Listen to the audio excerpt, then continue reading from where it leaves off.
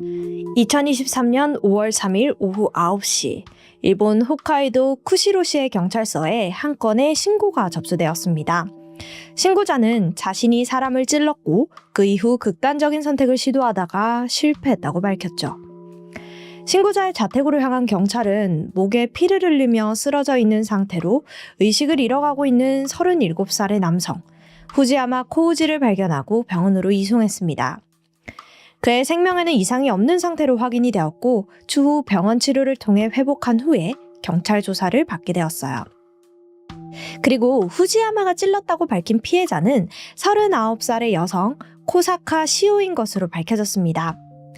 그녀는 후지야마와 과거에 짧게 교제했던 사이로 범행 당시에는 이미 헤어지고 6개월이 지나 있었던 상태였습니다. 안녕하세요. 토요미스테리 디바달리아입니다. 우선 경찰 확인 결과 코사카의 시신에는 10개 이상의 자상이 남아 있었는데요. 그중 치명상은 흉부에 남은 입뼈에 닿을 정도의 깊은 자상인 것으로 밝혀졌습니다. 또한 폭행의 흔적도 확인할 수 있었죠. 후지야마는 이에 대해서 코사카와 말다툼이 있었다. 내가 죽인 것은 맞다고 밝혔습니다. 경찰은 명확한 범행 동기를 파악하기 위해 이 두 사람의 관계부터 파헤치기 시작했어요.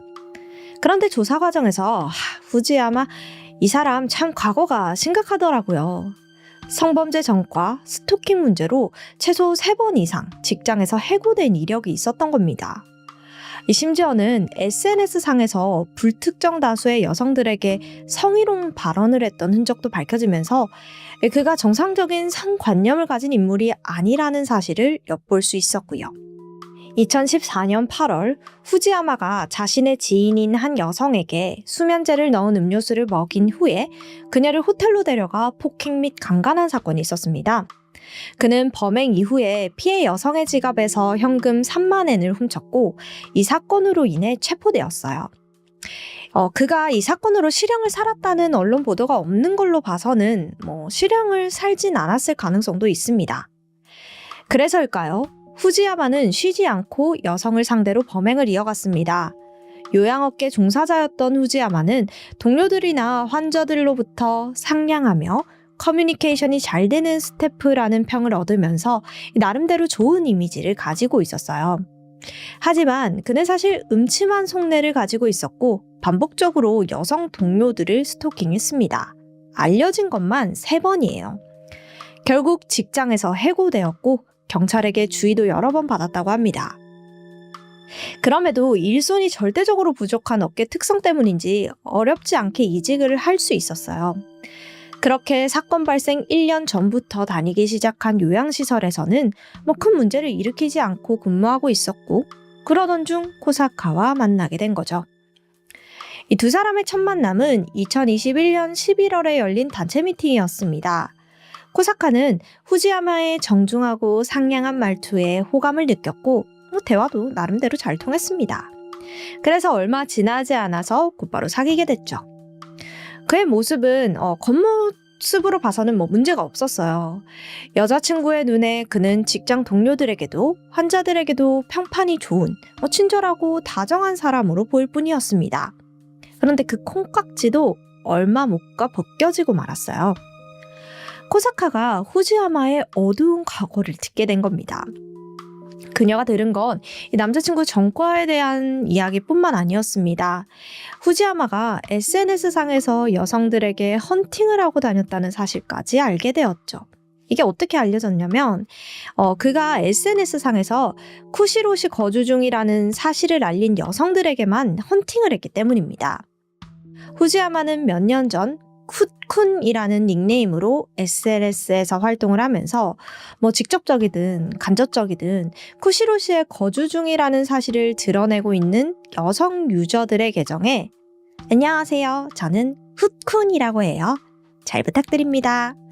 저도 쿠시로시에 살아요. 라는 평범한 메시지부터 땡땡씨만 괜찮다면 가까운 시일 내에 우리 밥 한 끼 어때요?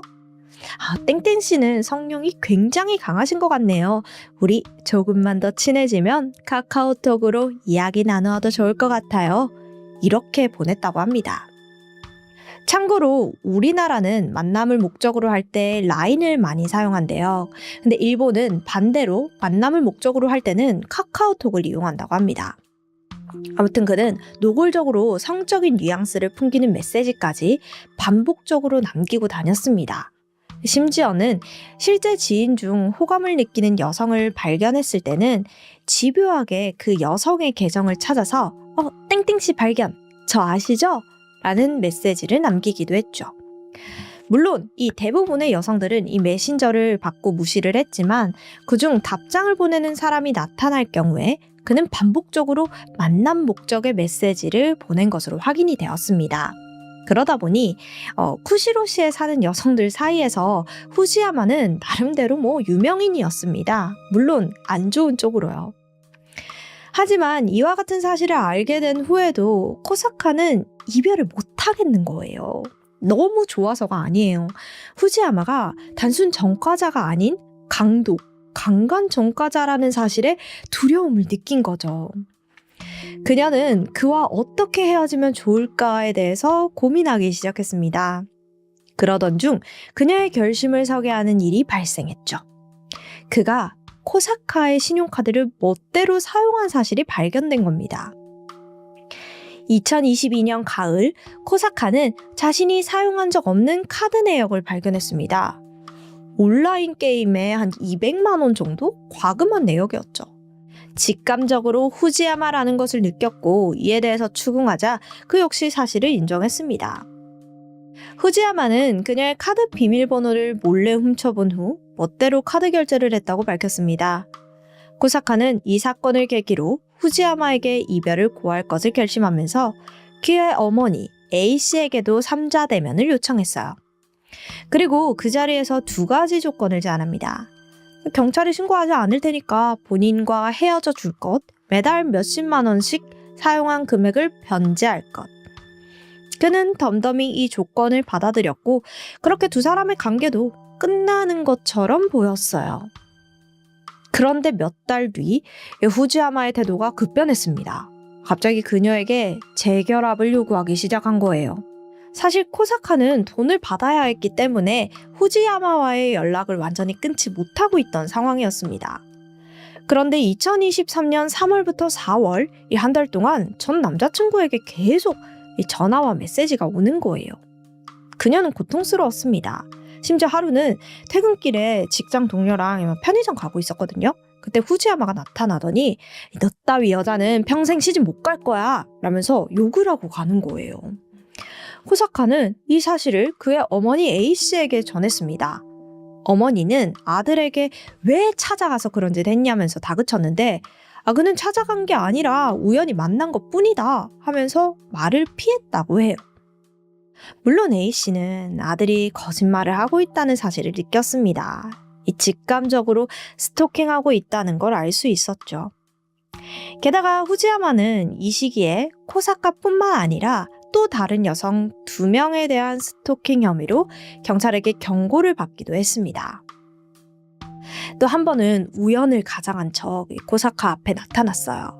전 남자친구 등장에 겁을 먹은 그녀는 결국 A씨에게 또 연락을 해서 그와 완전히 관계를 끊고 싶다. 그러니 어머님이 대신 남은 금액을 갚아주셨으면 한다. 라는 의사를 전했죠.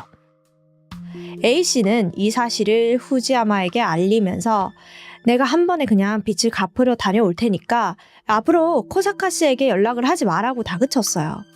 그런데 이 사실에 아들이 분노합니다. 왜 엄마가 나 대신 빚을 갚는데 나는 9만 엔 못 줘. 4만 엔만 줄 거야. 라고 하면서요.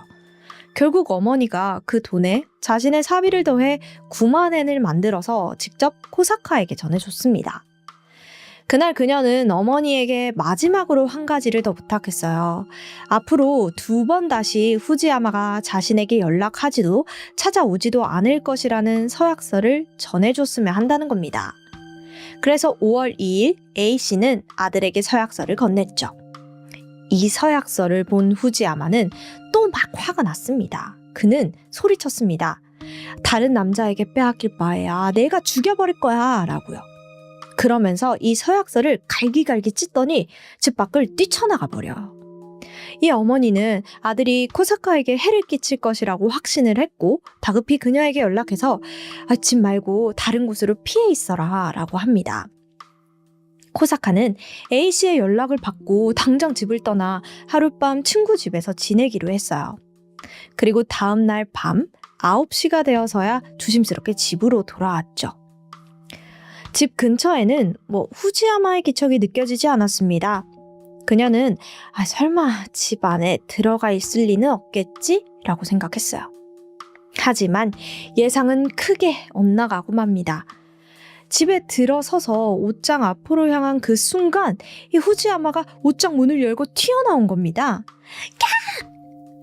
비명을 지르는 그녀의 얼굴에 분노에 가득 찬 주먹을 내려 꽂았습니다.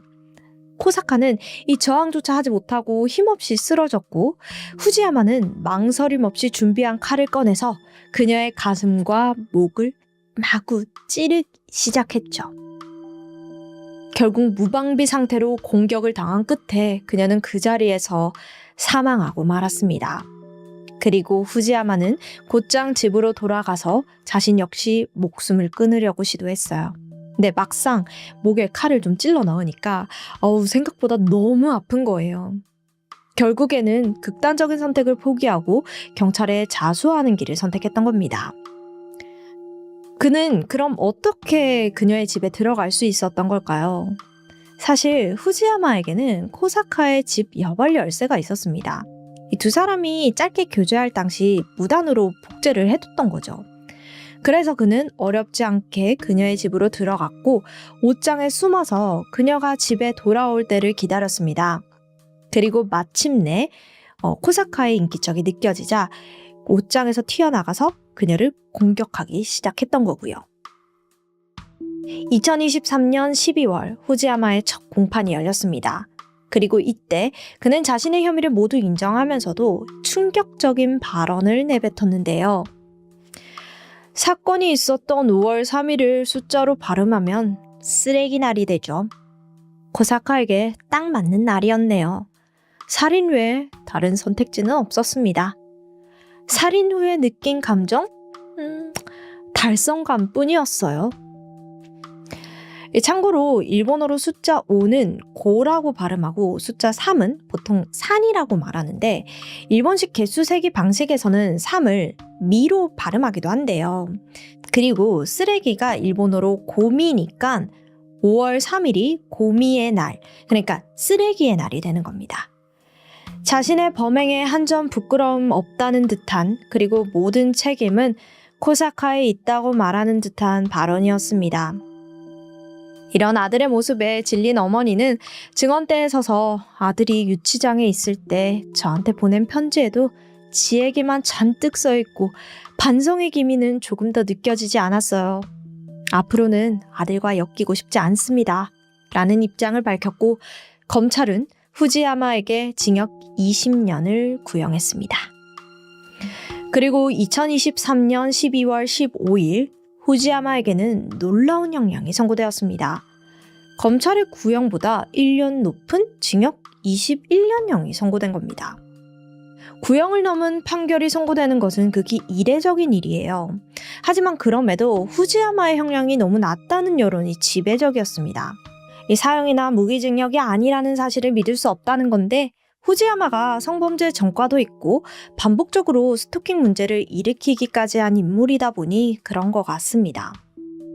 여성에게 누구보다 집착하고 누구보다 위협적인 행동을 취해왔던 후지야마. 결국 모든 원인은 본인에게 있었다는 사실을 끝까지 인정하지 못했기에 이와 같은 사건을 일으킨 것이라 여겨집니다. 약 20년 후에 다시 사회에 풀려나게 될 그는 결국 똑같은 인생을 반복하며 살게 되지 않을까요? 지금까지 디바달리아였습니다.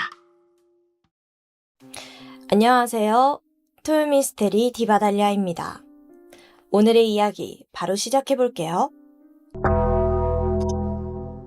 이곳은 일본 가나가와현의 한 노인 요양시설인데요.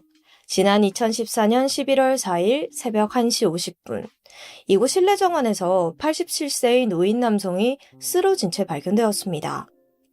최초 발견자는 당직을 서고 있던 시설 직원으로 그는 발견 당시에 이 노인이 이미 숨을 쉬지 않고 있었다고 진술을 했어요. 경찰 조사 결과 노인의 사인은 추락사였습니다. 시설 측은 경찰에 사망한 노인이 치매를 앓고 있었기 때문에 아마 스스로 목숨을 끊었을 가능성이 있다면서 조심스럽게 의견을 전달했습니다. 실제로 유서도 목격자도 CCTV의 증거도 없었고 특별한 타살의 혐의점도 없었기 때문에 경찰 역시 이대로 사건을 마무리하려고 했죠. 그런데 한 달이 지난 12월 9일에 또 한 건의 사망사고가 발생했습니다. 이번에도 86세 여성 노인 한 명이 정원에서 사망한 채 발견된 거죠.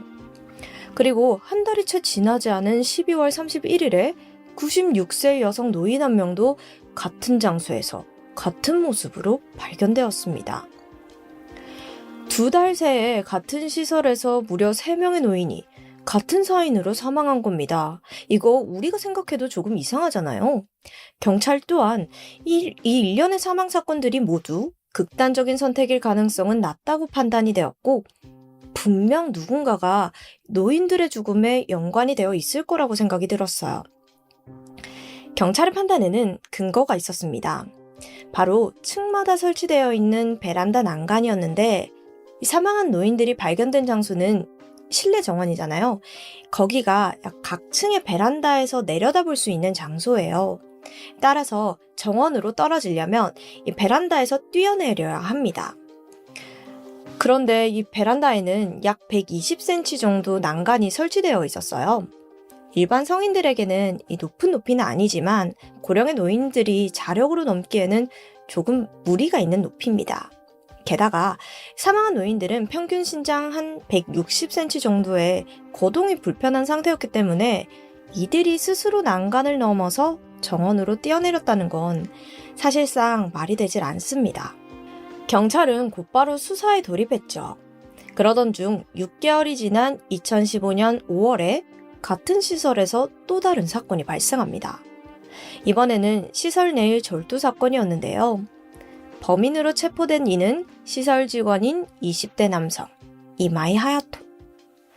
그는 시설 내에서 금품과 현금을 훔친 혐의로 체포가 되었는데 범행을 순순히 인정했습니다. 그런데 경찰은 그가 노인들의 연쇄 추락사 사건과도 좀 관련이 있을 거라고 의심하고 있었죠. 그 이유가 노인들이 사망하는 날마다 시설 내에 근무하던 직원이 이마이뿐이었거든요. 당연히 모든 사건의 최초 발견자 또한 이마이였습니다.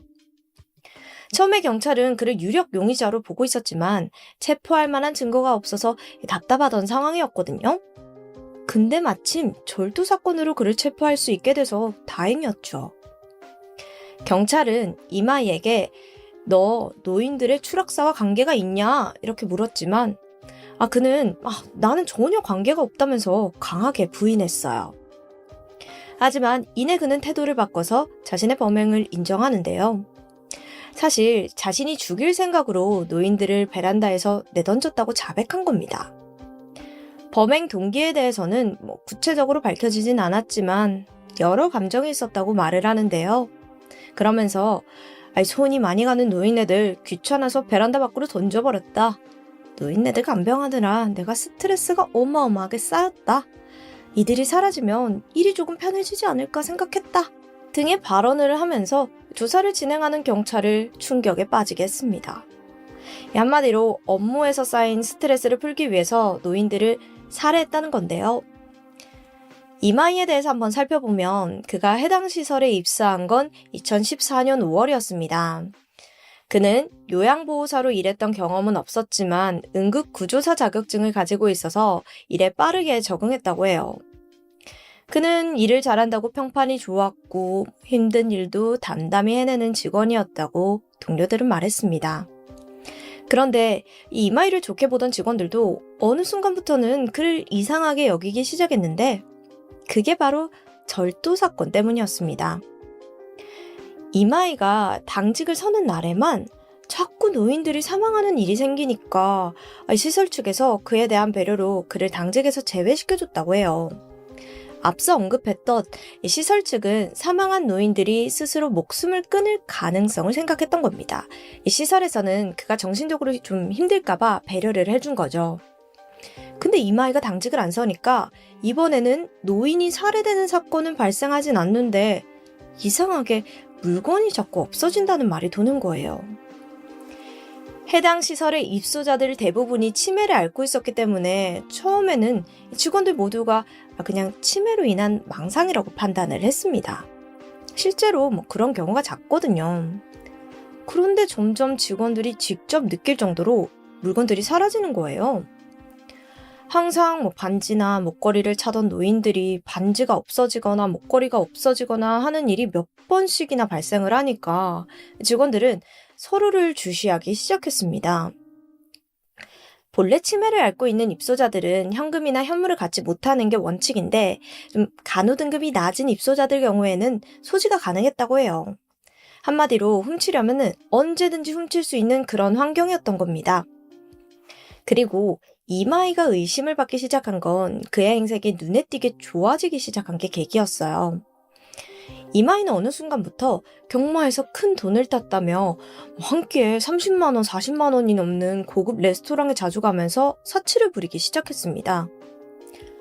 이에 대해 직원들이 물으면 대학병원에서 내가 응급구조사로 투잡을 뛰고 있다고 했고요. 평소 업무에 있어서 유능했던 직원이었기 때문에 동료들은 그의 대답을 믿고 큰 의심을 하지 않았습니다. 오히려 와, 정말 대단하다 이렇게 여기기도 했죠. 하지만 이 모든 이야기는 거짓이었습니다. 절도 사건이 점점 심각해지자 시설 측은 경찰에 신고할 수밖에 없었고 경찰은 수사 끝에 이마이를 범인으로 체포했어요. 그는 노인들의 목욕을 도우면서 그들이 착용하고 있던 귀금속을 빼내거나 입소자들의 방이 비어있는 사이에 지갑 안에 현금을 훔쳤습니다. 그렇게 훔친 물건과 돈으로 사치를 부린 거죠.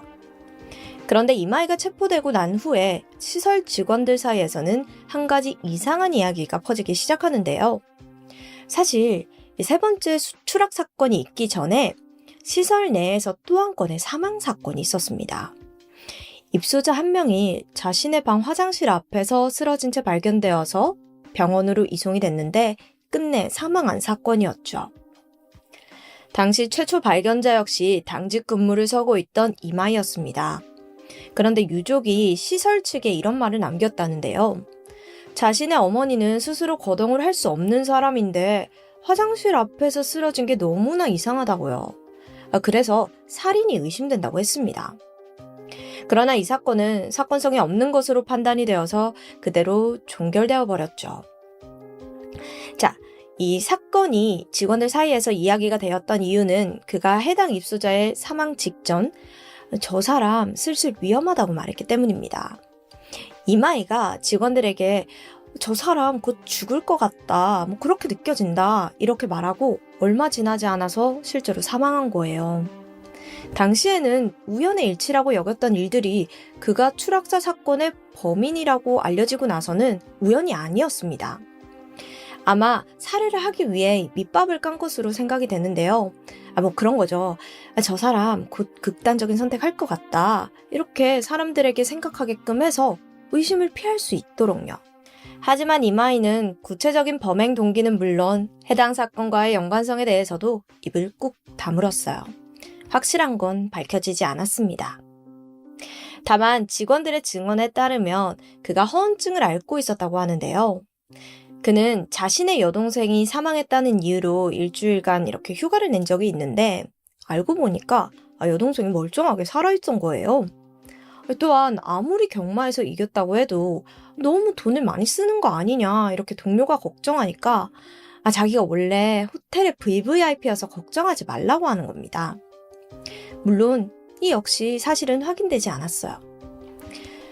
허언증의 원인은 무엇일까요? 전문가들과 동료들은 그것이 인종 욕구에서 비롯된 것이라고 봤는데요. 이마이가 응급구조사로 투잡을 뛰고 있다고 거짓말을 했을 당시 동료들은 그를 매우 치켜 세워줬다고 해요. 요양보호사들 중 응급구조 자격증을 가지고 있는 사람은 거의 없으니까 실제로 그가 대단해 보이기도 했기 때문입니다. 그런데 문제는 이 인정 욕구를 충족시키는 게 살해 동기의 일부가 되었을 가능성이 높다는 겁니다. 왜냐고요? 실제로 이마이는 추락한 노인들을 경찰에 신고할 당시에 응급처치를 하는 모습을 보이고 있었고, 또 그가 입사 초기에 자신의 응급처치로 한 생명을 살린 일이 있었거든요. 그때부터 동료들에게 찬사를 받았고 업무 평판도 올라가게 되었어요. 이게 계기가 돼서 일부러 평소 자신을 힘들게 했던 노인들을 베란다 밖으로 던진 후에 살리는 척하면서 동료의 주목을 끌 수 있다는 것이 전문가의 의견이었습니다. 즉, 이마이는 자기애성 인격장애를 가지고 있을 가능성이 매우 높다는 거예요. 그것도 본인이 원하는 인물상을 그리기 위해서 허언을 하는 데서 멈추지 않고 절도나 살인마저 저지르는 반사회적 인격장애를 동반한 자기애성 인격장애를 말입니다. 검찰은 이마이에게 사형을 구형했습니다. 그런데 재판정에 선 이마이는 돌연 태도를 바꿨어요. 자신이 경찰의 강압적인 수사로 인해서 억지로 자백했을 뿐이라고 주장하는 겁니다. 하지만 재판장은 조살실의 CCTV를 확인한 결과 강압적인 수사의 정황은 발견되지 않는다며 그의 주장을 강하게 반박했습니다. 따라서 그에게는 사형이 선고되었죠. 그는 2차례 항소했지만 결국 2023년 5월에 열린 상고심에서 자신의 모든 혐의를 인정했습니다. 또한 범행 동기 역시 해당 노인들이 귀찮다고 여긴과 동시에 동료들로부터 응급 구조 능력을 인정받고 싶었던 과시욕이 맞다고 직접 시인했습니다. 재판부는 이마이에게 극형이 부득이하다고 판단이 돼서 원심을 유지했고 그의 사형은 확정이 됐죠. 초고령 사회가 되어가고 있는 일본에서는 최근 들어 노인 학대 사건이 급증하고 있다고 합니다. 이러한 사회적인 분위기에 이마이가 일으킨 요양시설 살인사건은 더욱더 화제가 되었죠. 이에 각 지자체는 이와 같은 사건이 되풀이되지 않도록 각 요양시설 및 간호 현장에 대한 감시를 늦추지 않겠다는 입장을 취했습니다. 또한 요양보호사들의 업무 환경 개선에 대해서도 논의를 진행하고 있는 듯해요. 이번 사건은 마찬가지로 초고령 사회를 달려가고 있는 우리나라 역시 마냥 남의 나라 일처럼 볼 수만은 없는 사건이라고 생각합니다. 비록 그 범행 동기의 일부가 범인의 성격장애에서 기인했다 할지라도 어쨌든 자신의 분노와 욕구를 표출할 대상으로 사회적 약자를 선택했다는 사실은 결코 무시할 수 없죠. 사회의 생명경시 태도가 만연해지는 것을 방지하기 위해 우리는 어떤 일을 할 수 있는지 생각해 볼 필요가 있는 것 같습니다. 지금까지 디바달리아였습니다.